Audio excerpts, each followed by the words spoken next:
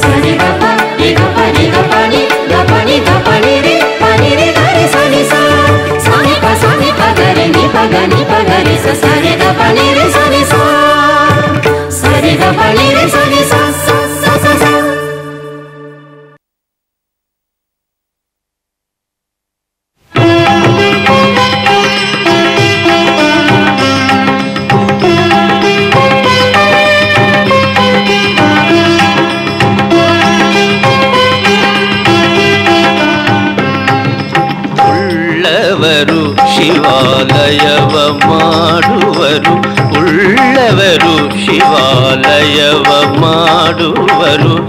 ನಾನೇನ ಮಾಡಲಯ್ಯ ಬಡವನು, ಉಳ್ಳವರು ಶಿವಾಲಯವ ಮಾಡುವರು. ನಾನೇನ ಮಾಡಲಯ್ಯ ಬಡವನು, ಉಳ್ಳವರು ಶಿವಾಲಯವ ಮಾಡುವರು. ನಾನೇನ ಮಾಡಲಯ್ಯ.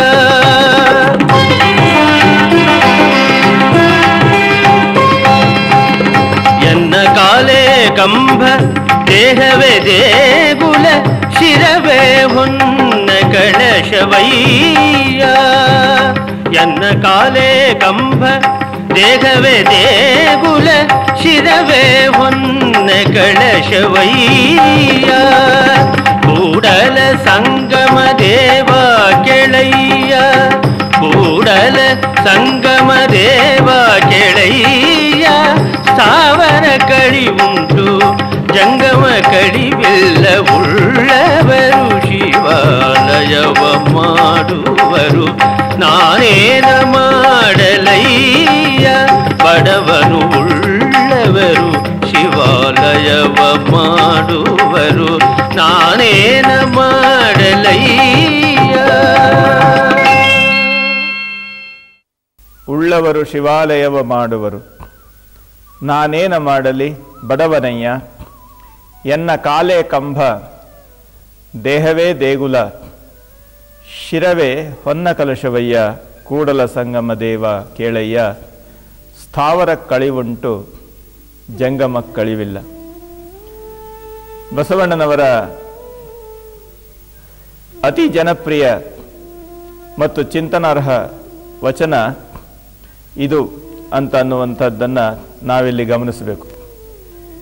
ಈ ಮಾತು ಬಹಳಷ್ಟು ಜನಪ್ರಿಯತೆಯ ವಾಸ್ತವ ಸತ್ಯವನ್ನು ಎತ್ತಿ ಹೇಳುತ್ತದೆ. ಸ್ಥಾವರ ಕಳಿವುಂಟು, ಜಂಗಮ ಕಳಿವಿಲ್ಲ. ನಾವು ಕಟ್ಟಿದ ಕಟ್ಟಡಗಳೆಲ್ಲವೂ ಅಂತ್ಯವಾಗಬಹುದು, ಆದರೆ ಕಟ್ಟುವ ಉತ್ಸಾಹ ಅದು ನಿರಂತರ.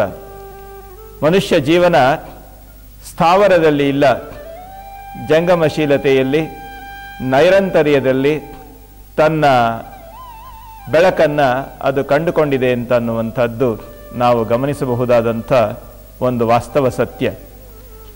ನಾವೆಲ್ಲ ದೇವಾಲಯವನ್ನು ಕಟ್ತೇವೆ ದೇವರಿಗೆ ಕೃತಜ್ಞತೆಯನ್ನು ತೋರಿಸಲಿಕ್ಕೋಸ್ಕರ. ದೇವಾಲಯದ ಮುಖಾಂತರವಾಗಿ ನಾವು ನಮ್ಮ ಆರಾಧನೆಗಳನ್ನು ಸಿದ್ಧ ಮಾಡ್ತಾ ಹೋಗ್ತೇವೆ. ಆದರೆ ದೇವರ ಆರಾಧನೆಯಲ್ಲಿ ನಾವೆಲ್ಲ ದೇವರ ಮಕ್ಕಳು, ನಾವೆಲ್ಲ ದೇವರ ಮುಂದೆ ಸಮಾನ ಅಂತ ಅನ್ನುವ ಭಾವ ಕಡಿಮೆಯಾಗಿ ಸಂಪ್ರದಾಯ ಜಡತೆಯಲ್ಲಿ ಆಲಯದಲ್ಲಿ ಕೆಲವರು ಹತ್ತಿರ ಕೆಲವರು ದೂರ ಅಂತ ಅನ್ನುವಂಥ ಭಾವ ಬಂದಾಗ ದೇವಾಲಯದ ಸಂಪ್ರದಾಯಗಳ ಆಚರಣೆಯಲ್ಲಿ ಹಣ ಮತ್ತು ವೈಭವ ಹೆಚ್ಚು ತನ್ನ ಸ್ಥಾನವನ್ನು ಅಲಂಕರಿಸಿ ವಾಸ್ತವತೆಯನ್ನು ಹಿಂದೆ ಸರಿಸಿದಾಗ ಅಲ್ಲಿ ತರತಮ ಭಾವಗಳು ಸೃಷ್ಟಿಯಾಗುವುದು ಸಹಜ, ಸ್ವಾಭಾವಿಕ. ಎಲ್ಲಿ ದೈವಭಕ್ತಿ ಮಾತನಾಡಬೇಕೋ ಅಲ್ಲಿ ಅದು ಸುಮ್ಮನಾಗ್ತದೆ. ಅಲ್ಲಿ ವೈಭವ ಮತ್ತು ಆಡಂಬರಗಳು ತಮ್ಮ ಧ್ವನಿಯನ್ನು ಎತ್ತರಿಸಲಿಕ್ಕೆ ಪ್ರಾರಂಭ ಮಾಡ್ತವೆ. ಇಂಥ ಒಂದು ಅವಾಸ್ತವತೆಯನ್ನು ದೂರ ಮಾಡುವುದು ಬಸವಣ್ಣನವರ ಉದ್ದೇಶವಾಗಿತ್ತು. ಹೀಗಾಗಿ ಅವರು ಎಲ್ಲ ದೀನರೆಲ್ಲರ, ದಲಿತರೆಲ್ಲರ, ಬಡವರ ಪರವಾಗಿ ಬಸವಣ್ಣನವರು ಈ ಒಂದು ಅದ್ಭುತವಾದಂಥ ಪ್ರಶ್ನೆಯನ್ನು ಎತ್ತಿದ್ರು. ನಾನು ದೇವಾಲಯವನ್ನು ಮಾಡಲಿಕ್ಕೆ ನಾನು ಶ್ರೀಮಂತನಲ್ಲ, ಉಳ್ಳವರು ಶಿವಾಲಯವ ಮಾಡುವರು, ನಾನೇನ ಮಾಡಲಿ ಬಡವ. ಇದು ಅನೇಕ ಸಹಜವಾದಂಥ ದೀನ ದಲಿತರ ಮನದ ಉದ್ಗಾರ. ಅದು ಉಳ್ಳವರು ದೇವಾಲಯ ಕಟ್ತಾರೆ, ಅದರಲ್ಲಿ ವೈಭವದಲ್ಲಿ ಭಗವಂತನನ್ನು ಆರಾಧನೆ ಮಾಡ್ತಾರೆ, ನಾನು ಬಡವ ಏನು ಮಾಡಬೇಕು? ಇಂತಹ ಒಂದು ದೀನ ದಲಿತರ ಮನದಲ್ಲಿ ಒಂದು ಅದ್ಭುತವಾದ ಆಸೆಯನ್ನು, ಆತ್ಮವಿಶ್ವಾಸವನ್ನು ತುಂಬಿದ್ರು ಬಸವಣ್ಣನವರು. ಅವರು ಹೇಳಿದ್ರು, ನಾನು ಬಡವ ಅಂತ ಅನ್ನುವಂಥದ್ರಿಂದ ನಾವು ಹಿಂದೆ ನಿಲ್ಲಬೇಕಾದ್ದಿಲ್ಲ. ಎನ್ನ ಕಾಲೇ ಕಂಬ, ದೇಹವೇ ದೇಗುಲ, ಶಿರವೇ ಹೊನ್ನ ಕಲಶ. ಹೌದು, ಭಗವಂತ ತನಗೆ ತಾನು ಕಟ್ಟಿಕೊಂಡಂಥ ಒಂದು ದೇವಾಲಯ ಪ್ರತಿಯೊಬ್ಬ ವ್ಯಕ್ತಿ, ಪ್ರತಿಯೊಬ್ಬ ಜೀವಿ. ಇದು ಜಂಗಮ ದೇವಾಲಯ. ಇದರಲ್ಲಿ ನಿರಂತರತೆ ಇದೆ ಮತ್ತು ವಿಶ್ವಾಸ ಇದೆ, ಭಕ್ತಿ ಇದೆ, ಪರಂಪರೆ ಇದೆ. ಆ ಒಂದು ಅನುಸ್ಯೂತವಾಗಿರ್ತಕ್ಕಂಥ ತಾತ್ವಿಕ ನೆಲೆಗಟ್ಟಿದೆ.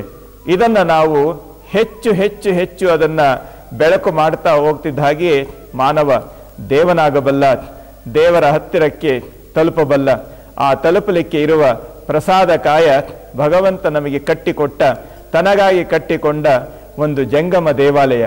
ಈ ವಾಸ್ತವ ಸತ್ಯವನ್ನು ಮರೆತು ನಾವು ಸ್ಥಾವರ ದೇವಾಲಯಗಳಲ್ಲಿ ನಮ್ಮ ತನವನ್ನು ಹುಡುಕಲಿಕ್ಕೆ ಹೋಗ್ತೇವಲ್ಲ ಅಂತ ಅನ್ನುವ ವಾಸ್ತವ ಸತ್ಯವನ್ನು ಹೇಳುವುದರ ಮುಖಾಂತರವಾಗಿ ಸಹಜವಾಗಿ ದೀನ ದಲಿತರೆಲ್ಲರಿಗೆ ನಾವು ನಡೆದಾಡುವ ದೇವಾಲಯಗಳು ಅಂತ ಅನ್ನುವ ವಾಸ್ತವ ಸತ್ಯವನ್ನು, ಆತ್ಮವಿಶ್ವಾಸವನ್ನು ತುಂಬಿಕೊಟ್ರು. ಅಷ್ಟೇ ಅಲ್ಲ, ನಾವು ದೇವಾಲಯವಾಗಬೇಕಾದ್ರೆ ಎಚ್ಚರಿಕೆಯಿಂದ ಅದನ್ನು ತನುಶುದ್ಧವಾಗಿ, ಮನಶುದ್ಧವಾಗಿ, ಭಾವಶುದ್ಧವಾಗಿ ತಮ್ಮ ಆಚರಣೆಗಳನ್ನು ರೂಪಿಸಿಕೊಳ್ಳುವ ಮುಖಾಂತರವಾಗಿ ನಾವು ದೇವರ ವಾಸಸ್ಥಾನಕ್ಕೆ ಸಲ್ಲುವವರಾಗಬೇಕು ಅಂತ ಅನ್ನುವಂತಹ ಎಚ್ಚರಿಕೆಯನ್ನೂ ಸಹ ಅವರು ನಮ್ಮಲ್ಲಿ ಕಲ್ಪನೆ ಮಾಡಿಕೊಟ್ರು. ಒಂದೇ ರೀತಿಯಲ್ಲಿ ದೈವ ಭಕ್ತಿಯನ್ನು ಮಾನವೀಯತೆಯ ವ್ಯಕ್ತಿತ್ವ ವಿಕಾಸಕ್ಕೆ ಜೋಡಿಸಿದಂತಹ ಒಂದು ಅದ್ಭುತವಾದಂಥ ವಚನ ಕೊನೆಗೆ ಒಂದು ಶಾಶ್ವತವಾದ ಸತ್ಯವನ್ನು ಹೇಳ್ತು. ಸ್ಥಾವರಕ್ಕೆ ಅಳಿವುಂಟು, ಜಂಗಮಕ್ಕೆ ಅಳಿವಿಲ್ಲ. ಹೌದು, ಈ ಜಗತ್ತಿನಲ್ಲಿ ಲಕ್ಷ ಲಕ್ಷ ವರ್ಷಗಳ ಹಿಂದೆ ಕಟ್ಟಿದ ಯಾವ ಕಟ್ಟಡಗಳು ಕುರುಹಾಗಿ ಉಳಿದಿಲ್ಲ. ಇವತ್ತು ಕಟ್ಟಿದವೂ ಸಹ ಮುಂದೆ ಉಳಿಯುವಂತಹ ನಿಶ್ಚಯತೆ ಇಲ್ಲ. ಆದರೆ ಕಟ್ಟುವ ಮನುಷ್ಯನ ವಿಶ್ವಾಸ ಇದೆ, ದೈವಭಕ್ತಿ ಇದೆ. ಇದು ನಿರಂತರವಾಗಿ ಬೆಳಕೊಂಡು ಬರ್ತಾ ಇದೆ. ಕಟ್ಟಿದ್ದು ಹೋಗಿದ್ರೂ ಸಹ ಕಟ್ಟುವ ಮನೋಭಾವವನ್ನು ನಾವು ಕಳ್ಕೊಂಡಿಲ್ಲ. ಅಂದಿನಿಂದ ಇಂದಿನವರೆಗೆ ಅಷ್ಟೇ ಅಲ್ಲ, ಮುಂದೆ ಅನಂತ ಯುಗದವರೆಗೆ ಅಂತಹ ಅದ್ಭುತವಾಗಿರುವಂಥ ಆತ್ಮವಿಶ್ವಾಸದ ಆ ಜಂಗಮ ಶಕ್ತಿ ಪ್ರತಿಯೊಬ್ಬ ಮನುಷ್ಯನ ಜೀವನ ಕೇಂದ್ರ ಆಗಬೇಕು ಅಂತ ಅನ್ನುವಂಥ ವಾಸ್ತವ ಸತ್ಯವನ್ನು, ಜಂಗಮಕ್ಕೆ ಅಳಿವಿಲ್ಲ, ಸ್ಥಾವರಕ್ಕೆ ಅಳಿವುಂಟು ಅನ್ನುವ ಶಾಶ್ವತ ಸತ್ಯವನ್ನು ನಮ್ಮ ಮುಂದೆ ಬಿತ್ತರಿಸಿದ್ರು. ಇದು ಕೇವಲ ಧಾರ್ಮಿಕ ವಿಚಾರವೂ ಅಲ್ಲ, ಇದು ಮನುಷ್ಯ ಜೀವನದ ಅಥವಾ ಪ್ರಪಂಚ ಸೃಷ್ಟಿಯ ಒಂದು ಅನುಸ್ಯೂತವಾಗಿರ್ತಕ್ಕಂಥ ಒಂದು ವಾಸ್ತವ ಸತ್ಯ. ಈ ಸತ್ಯವನ್ನು ಈ ವಚನ ಅತ್ಯಂತ ಸರಳವಾಗಿ ಹೇಳುತ್ತದೆ. ಆ ವಚನದ ಪರಿಣಾಮವಾಗಿ ನಾವು ನಮ್ಮ ಆತ್ಮವಿಶ್ವಾಸವನ್ನು ಮತ್ತು ನಮ್ಮ ಚಿಂತನೆಯ ಅನಂತತೆಯನ್ನು ನಾವು ಕಂಡುಕೊಂಡು ಪರಿಪೂರ್ಣ ಮಾನವರಾಗಿ ಬೆಳೆಯಲಿಕ್ಕೆ ಇದು ಸಹಕಾರಿಯಾಗ್ತದೆ. ಇಂತಹ ಅದ್ಭುತ ಈ ವಚನದಲ್ಲಿ ಅತ್ಯಂತ ಸಹಜವಾಗಿ, ಸರಳವಾಗಿ, ಸುಂದರವಾಗಿ ಅಡಗಿದೆ.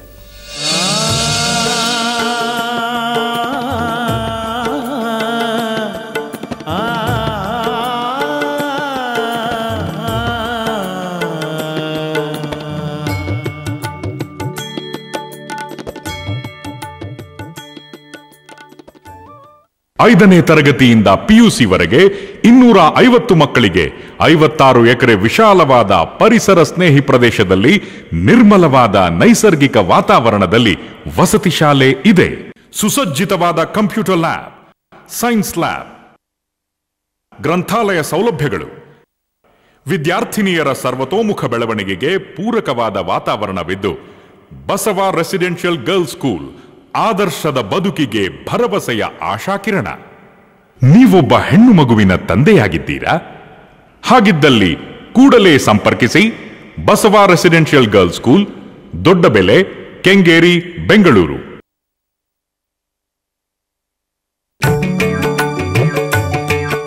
ಪ್ರಾಯೋಜಕರು ಬಸವ ರೆಸಿಡೆನ್ಷಿಯಲ್ ಸ್ಕೂಲ್.